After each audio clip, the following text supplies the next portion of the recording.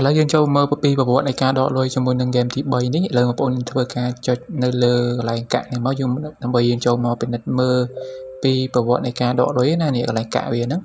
បាទចុចទៅហ្នឹងមកហើយបងប្អូនចុចលើសញ្ញាភួយនៅលើហ្នឹងមកអញ្ចឹងបងប្អូនយើងអាចពិនិត្យមើលបាននៅដើមវីដេអូបងប្អូនយើងឃើញខ្ញុំដកហើយគឺចំនួន$3.10សេនហ្នឹងគឺវាអត់ទាន់ជោគជ័យទេតែឥឡូវនេះវាចេញពាក្យថា successful withdrawal $3.10សេនហ្នឹងគឺវាទទួលបានជោគជ័យហើយអ្នកនាងបាទ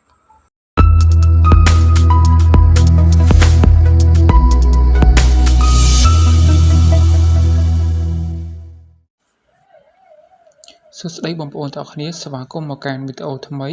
នៅក្នុងថ្ងៃនេះគឺខ្ញុំមានវីដេអូមួយទាក់ទងមួយការដកលុយជាមួយនឹង game 4នៅក្នុងវីដេអូនេះអញ្ចឹងបងប្អូនដែលបានធ្វើការមកតាមដាន channel YouTube របស់ខ្ញុំអាចមកទស្សនាវីដេអូនេះបានគឺខ្ញុំបង្ហាញទាក់ទងជាមួយនឹងការដកលុយចេញពីក្នុង game ចំនួនតិចតួចទេគឺយើងដកមកក្នុង PayPal ហើយបងប្អូនចាំទស្សនាដល់គ្នាទៅថាតើមានកម្មវិធី game អីខ្លះដែលបងប្អូនយើងបានចុះឈ្មោះលេងពីមុនមកអញ្ចឹងណាចឹងតើទស្សនាដល់គ្នាទាក់ទងជាមួយនឹងការដកលុយនៅក្នុងវីដេអូនេះអញ្ចឹងសូមបញ្ជាក់នៅក្នុងវីដេអូនេះគឺខ្ញុំដកលុយសរុបបាទគឺ4 game បាទទាំង4 game ចូលគ្នាតែម្ដងនៅក្នុងវីដេអូនេះណាអញ្ចឹងបងប្អូនយើងកុំភ្លេចមកធ្វើការទស្សនាតាមដានដល់គ្នាពីដើមដល់ចប់ដល់គ្នាណាបាទអញ្ចឹងមុនទៅដល់នៃការបង្ហាញរបស់ខ្ញុំបន្តទៀតឬក៏និយាយបន្តទៀតគឺបងប្អូនយើងនៅមកថ្មីក្រោយៗកុំភ្លេចធ្វើការចុចលើប៊ូតុងដែលមានពាក្យថាជាវឬក៏ Subscribe និងបើកសញ្ញាកណ្ដឹងម្នាក់មួយផងដើម្បីបាននៅវីដេអូថ្មីពីខ្ញុំបន្តទៀតអ្នកគ្នាអូខេអញ្ចឹងបើខាតពេលតទៅទស្សនាដល់គ្នាណាបាទអូខេបងប្អូនទាំងអស់គ្នាឥឡូវចូលមកដល់ game ទី1គឺ game Sweetman ឥឡូវយើងមកធ្វើការដកទាំងអស់គ្នាណាកុំភ្លេចធ្វើការមើលវីដេអូនេះពីដើមដល់ចប់ឥឡូវចូលមក game ទី1ដែលខ្ញុំបង្ហាញឥឡូវបងប្អូនយើងធ្វើការចុចចូលមកក្នុងកន្លែងនេះមកនេះកន្លែង balance កាក់នេះគឺខ្ញុំមានចំនួន 16k កាក់ហ្នឹងបាទចុចមកដល់តម្រងនេះបងប្អូនយើងនឹងឃើញលុយរបស់ខ្ញុំមាននៅក្នុងហ្នឹងគឺ$1.59សេនអញ្ចឹងបងប្អូននឹងពីស្មើជាកាក់ណាបាទ$1.59សេនហ្នឹងបើសិនជាស្មើជាកាក់គឺ 15k កាក់អញ្ចឹងបងប្អូនចុចពីថា withdrawal all មកដល់ទៅនេះគឺបងប្អូនយើងធ្វើការបញ្ចូលជាមួយនឹង Gmail PayPal ហើយនៅឈ្មោះ PayPal បងប្អូនយើងនឹងមកពីកន្លងហ្នឹងណាបន្ទាប់មកបងប្អូនយើងអាចធ្វើការចុចពីថា withdraw ទៅគឺយើងអាចដកបានហើយអ្នកគ្នាឥឡូវហ្នឹងអញ្ចឹងបងប្អូនយើងអាចធ្វើការចុចលើប៊ូតុងដែលមានពាក្យថា withdraw ហ្នឹងមកបាទឬក៏អ្នកគ្នាអាចធ្វើការចុចលើពាក្យថា change account ដើម្បីបងប្អូនយើងអាចផ្លាស់ប្ដូរជាមួយនឹង Gmail ចាស់ដាក់ជាមួយនឹង Gmail ថ្មីចូលអញ្ចឹងណាកន្លែងហ្នឹងណាបាទហ្នឹងបើសិនជាករណីបងប្អូនយើងចង់ប្ដូរជាមួយនឹង Gmail ចាស់ Gmail PayPal ចាស់ដាក់ជាមួយ Gmail PayPal ថ្មីចូលបាទអញ្ចឹងវាមានពាក្យកន្លែងពាក្យថា change account ខាងក្រោមហ្នឹងចុចដូរបានអញ្ចឹងណាឥឡូវយើងធ្វើការចុចពាក្យថា withdraw មកអ្នកគ្នាបាទបងប្អូនចុចពាក្យថា withdraw មកនេះប៊ូតុងពាក្យថា withdraw ហ្នឹងមកដល់តម្រងនេះបងប្អូននឹងឃើញជាមួយនឹង logo នៃ game មួយហ្នឹងហើយវាដាក់ថា send you cash ហើយបងប្អូននឹងឃើញលុយចំនួន$1.59សេនហើយបងប្អូនយើងបានដកហ្នឹងចុចលើប៊ូតុង happy ហ្នឹងមកបន្តមកទៀតបងប្អូននឹងឃើញលុយរបស់ខ្ញុំគឺបានកាត់ចេញទៅហើយបងប្អូនចុចនៅលើកាបូបលុយខាងលើនេះបាទបន្តមកទៀតបងប្អូនយើងនឹងឃើញបែបនេះបងប្អូននឹងឃើញពីប្រវត្តិនៃការដកនេះគេដាក់ថា PayPal ហើយទឹកលុយគឺ$1.59បាទប៉ុន្តែតែនេះគឺវាបង្ហាញ$100.47ហ្នឹងវាបង្ហាញគឺជាលុយ total នៅខាងលើទេអញ្ចឹងបងប្អូនកុំយកច្រឡំណាអ្នកនាងបាទអូខេអញ្ចឹងខ្ញុំបានដកលុយនឹងចេញទៅហើយប៉ុន្តែអ្វីដែលយើងត្រូវធ្វើបន្តទៀតគឺបងប្អូនត្រូវធ្វើការរងចាំបាទគឺយើងរងចាំសិនអញ្ចឹងណាព្រោះការដកនេះគឺត្រូវធ្វើការរងចាំបាទហើយចំពោះការរងចាំប្រហែលជាដល់មួយថ្ងៃទេគឺយើងបានលុយហើយអ្នកនាងបាទអូខេអញ្ចឹងខ្ញុំបានដកជាមួយនឹង game ទី1រួចរាល់ហើយឥឡូវបងប្អូនយើងអាចទៅធ្វើការមើល game ទី2គឺខ្ញុំបង្ហាញបន្តទៀតនៅក្នុងវីដេអូនេះណាបាទអញ្ចឹង game ទី2ដូចជា game LAN បាទដែលបងប្អូនយើងធ្លាប់ធ្វើការចុះឈ្មោះពីមុនអីគឺអាចមកមើលពីរបៀបនៃការដកបានណាអ្នកនាងជាមួយនឹង game ទី2អូខេឥឡូវយើងចូលមកក្នុង game ទី2ទាំងអស់គ្នាបាទអូខេបងប្អូនអរគ្នាចូលអញ្ចឹងឥឡូវបងប្អូនយើងចូលមកដល់ហើយ game ទី2គឺខ្ញុំបង្ហាញជាមួយតម្រងបែបនេះអញ្ចឹងបងប្អូនយើងអាចធ្វើការដកនេះគឺខ្ញុំដកចេញពីកន្លែងនេះកន្លែងកាក់ balance កាក់នេះបាទអញ្ចឹង balance កាក់របស់ខ្ញុំគឺមានរហូតដល់ 996k បាទប៉ុន្តែជាក់ស្ដែងគឺបងប្អូនយើងអាចចូលមកមើល balance របស់ខ្ញុំផ្ទាល់បាទ 996k ហ្នឹងគឺបើសិនជាលុយដែលខ្ញុំដកបានណាគឺដកបានតាម$1.86ទេដែលស្មើជាកាក់គឺ 186k កាក់បាទនេះនៅខាងលើនេះ ចឹងបងប្អូនយើងអាចពិនិត្យមើលបានណានេះចឹងបើសិនបងប្អូនយើងធ្វើការចង់ដកចុចលើពាក្យថា withdraw all ឡើងមកហើយការដកគឺដកទៅក្នុង PayPal បាទអូខេមកដល់តម្រងនេះគឺបងប្អូនយើងនឹងឃើញជាមួយនឹងដូចគ្នាគឺយើងធ្វើការបញ្ចូលជាមួយនឹង Gmail PayPal និងឈ្មោះ PayPal របស់យើងបាទហើយបន្ទាប់មកបងប្អូន confirm មកហើយបន្តមកទៀតបងប្អូន confirm ម្ដងទៀតទៅបាទហ្នឹងបើសិនជាករណីបងប្អូនយើងអត់ដែរដកអញ្ចឹងណាតែដូចខ្ញុំចេះគឺខ្ញុំធ្លាប់ធ្វើការដកហើយខ្ញុំក៏ធ្វើការចុច confirm យកមកបាទចុចពាក្យថា confirm មកគឺខ្ញុំអាចទៅមុខបន្តទៀតអ្នកគ្នាកន្លែងហ្នឹងណា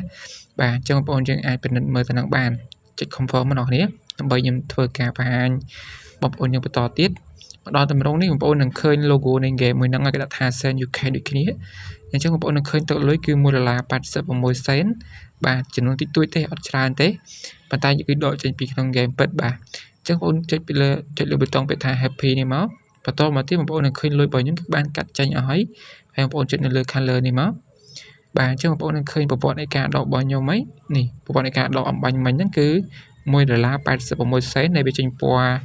លេខហ្នឹងគឺពណ៌ខ្មៅបាទអញ្ចឹងបើសិនជាវាចេញពណ៌បៃតងបែបនេះអញ្ចឹងបានន័យថាការដករបស់យើងគឺជោគជ័យអញ្ចឹងណាតែឥឡូវវាចេញពាក្យថា withdraw វិញបាទអូខេអញ្ចឹងឥឡូវយើងចូលមកក្នុង game ទី3បាទហ្នឹងហើយអញ្ចឹង game ទី3របស់យើងគឺ game speed ជាស្រ័យគឺ game ចោលថ្មចូលឲ្យ balance វាមកបាទខ្ញុំបង្ហាញលឿនបន្តិចអញ្ចឹងខ្ញុំមានចំនួន 310k ដែលស្មើជាលុយដុល្លារគឺ$3.10 សេនបាទអញ្ចឹងខ្ញុំធ្វើការចុចពាក្យថា withdraw all របស់អ្នកនេះដើម្បីយើងទៅមុខបន្តទៀតបាទអញ្ចឹងខ្ញុំធ្វើការចុចពាក្យថា withdraw all ឡើងទៅគឺវានឹងចេញមកទម្រង់ដូចគ្នាដូចជាមួយនឹង game ទី2ទី1ទី2ដូចគ្នាបាទគឺវាឲ្យយើងបញ្ចូលជាមួយនឹង Gmail PayPal បានណាគ្នានេះអញ្ចឹងណាអញ្ចឹងមានបង្ហាញបែបនេះគឺដោយសារខ្ញុំធ្លាប់ធ្វើការដកធ្លាប់ធ្វើការបញ្ចូលជាមួយ Gmail PayPal នៅពីមុនមកអញ្ចឹងណាអញ្ចឹងខ្ញុំអត់ធ្វើអីទេគាត់ធ្វើការចុច confirm គឺខ្ញុំអាចទៅដកស្នើដកបានដែរអ្នកគ្នាប៉ុន្តែបើសិនបងប្អូនយើងមកថ្មីដកជាលើកដំបូងអញ្ចឹងណាគឺវាទាមទារបងប្អូនយើងបញ្ចូលជាមួយ Gmail PayPal និងឈ្មោះ PayPal ហើយបងប្អូន confirm ទៅវាចេញមកទម្រង់ដូចខ្ញុំអញ្ចឹងណាដូចខ្ញុំអញ្ចឹងបាទហើយបងប្អូនចុច confirm មកគឺយើងអាចដកបានណានេះចាប់ពីដូចជាដំបូងដូចជា20 សេនឡើងទៅអញ្ចឹងណាអូខេអញ្ចឹងបន្ទាប់ពីបងប្អូនចុច confirm មកដល់តែនេះគឺបងប្អូនឃើញ logo នៃ game ចោលថ្មហ្នឹងហើយគេដាក់ថា Send UK ដូចគ្នាអញ្ចឹង$3.10 សេនហ្នឹងបងប្អូនចុចលើប៊ូតុង happy នេះមកបាទចុចលើប៊ូតុង happy បន្តមកទៀតបងប្អូនយើងនឹងឃើញលុយរបស់យើងគឺបានកាត់ចេញឲ្យនៅសល់$0ទេហើយបងប្អូនចុចទៅលើសញ្ញាព្រុញខាងលើនេះគេដាក់ថា withdraw វិញហ្នឹងហើយបន្ទាប់មកបងប្អូននឹងឃើញលុយរបស់ខ្ញុំគឺ$3.10 សេនហ្នឹងគឺបានដកចេញមកហើយប៉ុន្តែបងប្អូននឹងឃើញខុសគេបាទតម្រងវាខុសគេអញ្ចឹងណាអញ្ចឹងដោយសារតែវាអត់ទាន់ជោគជ័យអញ្ចឹងយើងត្រូវធ្វើការរងចាំសិនបាទអញ្ចឹង game ទី1ទី2ទី3នេះគឺយើងបានដកទៅហើយទាំង game មួយនេះបាទឥឡូវយើងធ្វើការរងចាំឯសិនបាទរងចាំដូចគ្នានៅពេលដែលលុយវាចូលមកក្នុង PayPal គឺ game ទាំង3ទាំង4ហ្នឹងគឺវាចូលមកក្នុង PayPal ដូចគ្នាបាទនៅក្នុងថ្ងៃតែមួយម៉ោងតែមួយអញ្ចឹងណាអ្នកនាងអូខេអញ្ចឹងឥឡូវគឺយើងចូលមកក្នុង game ទី4គឺជា game ចុងក្រោយឥឡូវបងប្អូនចាំមើលតើអ្នកថាតើ game ទី4គឺមានទម្រង់បែបណាអូខេអញ្ចឹងឥឡូវតោះខ្ញុំមើល game ទី4បងប្អូនគ្នាបាទអូខេឥឡូវយើងចូលមកក្នុង game ទី4នេះគឺ game BRU Man អញ្ចឹងឥឡូវយើងធ្វើការចូលមកហើយឥឡូវបងប្អូនមកមើលពីរបៀបនៃការដកបងប្អូនគ្នាបើសិនបងប្អូនធ្លាប់ធ្វើការចុះឈ្មោះតាមខ្ញុំពីមុនឬក៏ចុះឈ្មោះតាមពីបងប្អូនយើងផ្សេងអញ្ចឹងណាបាទបន្ទាប់មកបងប្អូនយើងឃើញតម្រង់បែបនេះបងប្អូនធ្វើការចុចនៅលើ balance នៃកាក់មកវាហ្នឹងមកនេះខ្ញុំមានចំនួន100ជា 155k កាក់បាទអញ្ចឹងវាមាន balance 2នោះនេះណាអូខេអញ្ចឹងឥឡូវខ្ញុំធ្វើការចុចឡើង balance កាក់ហ្នឹងមក155k កាក់ហ្នឹងបន្ទាប់មកគឺខ្ញុំមានចំនួនជាលុយដុល្លារគឺ$1.55ដែរនេះដែលស្មើជា my coin ហ្នឹងវាស្មើនឹង 155k កាក់អញ្ចឹងបន្ទាប់មកបងប្អូនចុចលើប៊ូតុងពាក្យថា withdraw all ហ្នឹងមកនេះណាបាទចុចពាក្យថា withdraw all ហ្នឹងមកដើម្បីយើងធ្វើការស្នើដកទៅបាទអញ្ចឹងបងប្អូនយើងមកដល់តែហ្នឹងគឺបន្ទាប់ពីបងប្អូនចុចពាក្យថា withdraw all ហ្នឹងវាចេញមកទម្រង់ដូចគ្នាអញ្ចឹង game ទី1ទី2ទី3និងទី4នេះគឺការបញ្ចូលដូចគ្នាទម្រង់ណាបាទយើងបញ្ចូលជាមួយនឹង Gmail PayPal និងជាមួយ PayPal ហើយបន្ទាប់មកយើងធ្វើការចុច confirm មកហ្នឹងគឺរួចរាល់ហើយនេះ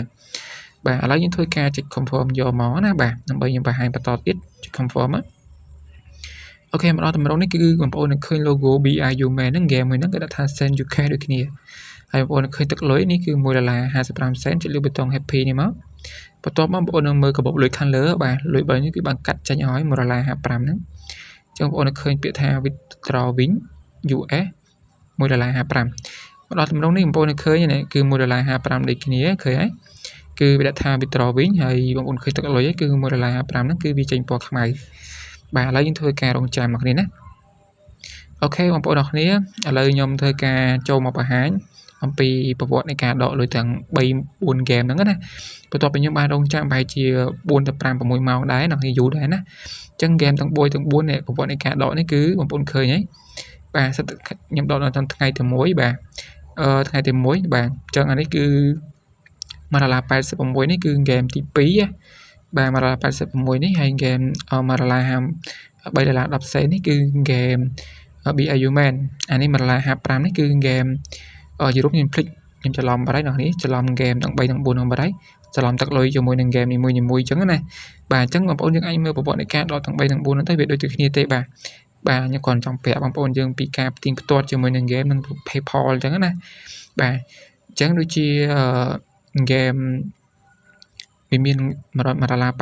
86មាន Marala 59 $3 10 Marala 55យើងបងប្អូនយើងអាចមើលបានបាទអូខេឥឡូវខ្ញុំមកបង្ហាញនៅក្នុង game អូខេអញ្ចឹងនៅក្នុង game ទី1នេះបងប្អូនមើលបានណានេះ game Speedman យើងអាចចូលមកឆែកមើលបានអញ្ចឹងណាចុចលេខកាបូបលុយនេះមកបងប្អូននឹងឃើញនេះ$1.59បាទអញ្ចឹង Speedman គឺ$1.59ដែលខ្ញុំធ្វើការដកអំបញ្ញមិញណាគ្នានៅក្នុង PayPal មិញណាបាទអាហ្នឹងគឺនេះគេថា PayPal បងប្អូនឃើញ$1.59គឺទទួលបានជោគជ័យហើយវាចេញដូចគ្នាអញ្ចឹងគេវាដាក់ថា successful withdrawal អញ្ចឹង successful withdrawal បានន័យថាការដករបស់ខ្ញុំហ្នឹងគឺជោគជ័យហើយអ្នកនាងគឺ$1.59អូខេយើងចូលមកក្នុង game ទី2គឺ game LAN នេះបាទអញ្ចឹង game LAN នឹងធ្វើការចុចដូចគ្នាចុចឡើង balance កាក់ហ្នឹងមកកន្លែងដែលយើងធ្វើការដកហ្នឹងបន្ទាប់មកបងប្អូនចុចលើសញ្ញាពួយឡើងលើនេះមក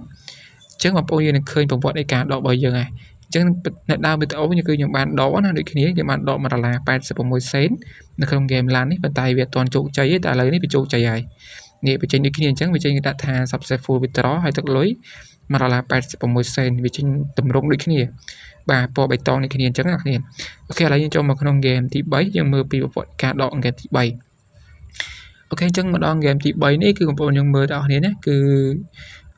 តម្រង់ game ចោលថ្មអញ្ចឹងបងប្អូនយើងអាចចុចលើ balance នៃកាក់នៅក្នុង game ហ្នឹងមកបាទអញ្ចឹងបងប្អូនចុចលើ balance កាក់ហ្នឹងមកនេះកន្លែងនេះចុចលើមកខ្ញុំបង្ហាញលឿនអូខេបន្តមកចុចលើសញ្ញាពួយខាងលើនេះមកបាទអញ្ចឹងបងប្អូននឹងឃើញប្រវត្តិនៃការដកហើយនេះគឺ game នេះគឺខ្ញុំដកបានច្រើនជាងគេគឺ$3 10សេនបាទឥឡូវគឺទទួលបានជោគជ័យហើយបងប្អូនឃើញវាដូចគ្នាបាទពណ៌បៃតងដូចគ្នាហើយវាដាក់ថា successful withdraw ដូចគ្នាឥឡូវយើងចូលមកក្នុង game ទី4បាទអូខេអញ្ចឹង game ទី4គឺ game ចុងក្រោយនេះគឺ game BIU Man ចុចលើប៊ូតុងbalance នៃកាក់ហ្នឹងមកបាទចុចលើកាបូបលុយនេះមកបន្តមកបងប្អូននឹងឃើញនេះប្រវត្តិនៃការដករបស់វាគឺ$1.55បាទដូចជាទីជាងគេអញ្ចឹងណា game នេះទី4អញ្ចឹងការដករបស់ខ្ញុំនៅក្នុង game ទី4នេះគឺជោគជ័យដូចគ្នាបាទជើឃើញបាទអញ្ចឹងនៅដើមវីដេអូបងប្អូននឹងឃើញហ្នឹង game 3 4ហ្នឹងចិត្តតែវាចេញពណ៌ខ្មៅអញ្ចឹងណាតែឥឡូវនេះវាចេញពណ៌បៃតងដូចគ្នាអញ្ចឹងបងប្អូនបានន័យថាការដករបស់ខ្ញុំគឺទទួលបានជោគជ័យទាំង4 game ហ្នឹងហើយអ្នកគ្នាអូខេអញ្ចឹងវីដេអូនេះគឺមានតែប៉ុណ្្នឹងទេបាទអរគុណច្រើនចំពោះការតាមដានទស្សនារបស់បងប្អូនពីដើមដល់ចប់បងប្អូនយើងអាចចុះឈ្មោះលេងបានណា